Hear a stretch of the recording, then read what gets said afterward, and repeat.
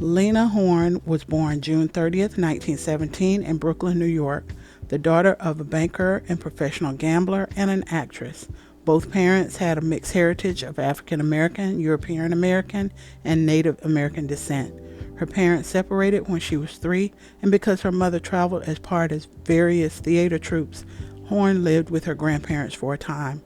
Later, she alternately accompanied her mother on the road and stayed with family and friends around the country. Horne's legendary career began in 1933 when at 16 she was hired to perform at the renowned Cotton Club in Harlem.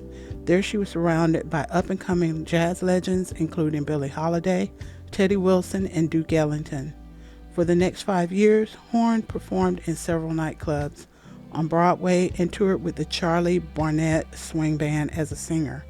Barnett's band was white, thus allowing Horne to become one of the first African American performers who developed an appeal across American racial boundaries. In 1938, Horne moved to Hollywood, California, where she was cast in several movies. Years later, Horne recalled, "In every single film, I just sang a song or two. The scenes would be cut out when they were sent to a local distributors in the South. Unfortunately, I didn't get much of a chance to act." Horne's fame catapulted in 1942 when she became the first African American actor to sign a long-term contract at major filmmaker MGM Studios. And the following year, Horne had leading roles in 2 all-black MGM films, Cabin in the Sky and Stormy Weather. The title song for the latter movie became one of her most successful recordings. The 2 movie roles, however, established her stardom on the silver screen. By the mid-1940s, Lena Horne was the highest-paid African-American actor in the United States. In addition to her MGM salary of $1,000 a week, she earned $1,500 for every radio appearance and commanded $6,500 per week when she performed in nightclubs.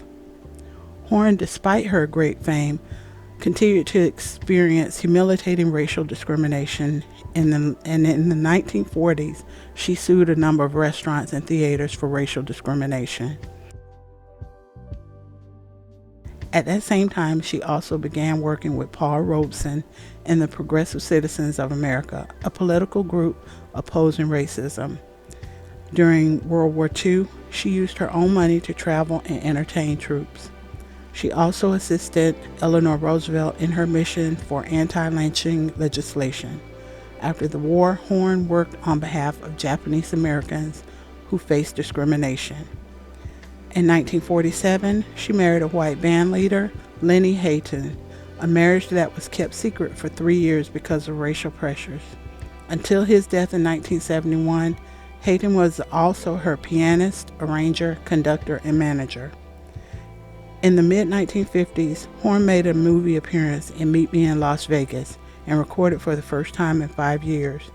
In 1957, she drew record crowds to the Empire Room of the Waldorf Astoria, and in 1958 and 1959, she starred in a Broadway musical, Jamaica. During the 1960s, Horne was involved in the American Civil Rights Movement. She participated in the March on Washington in 1963, performed at rallies in the South and elsewhere, and worked on behalf of the National Council for Negro Women. During the same period, she was also very visible on television, appearing on popular variety shows and in her own special Lena in Concert in 1969. Horne's performances briefly came to an abrupt end when in 1971 she lost her father, her son, and her husband. In 1978, however, Horne was introduced to a new generation of fans when at 61 she played in The Wiz opposite Diana Ross and Michael Jackson.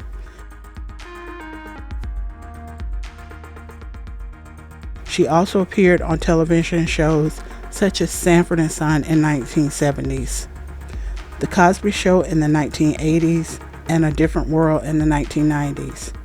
In 1998, at the age of 81, Horne released her last album, Being Myself. Soon afterwards, she retired from performing.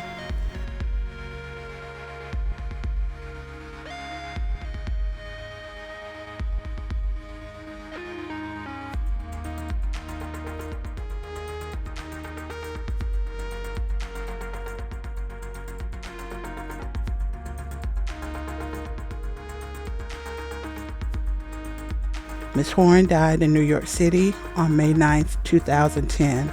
She was 92 years old. Thank you for watching the final installment of Women's History Month.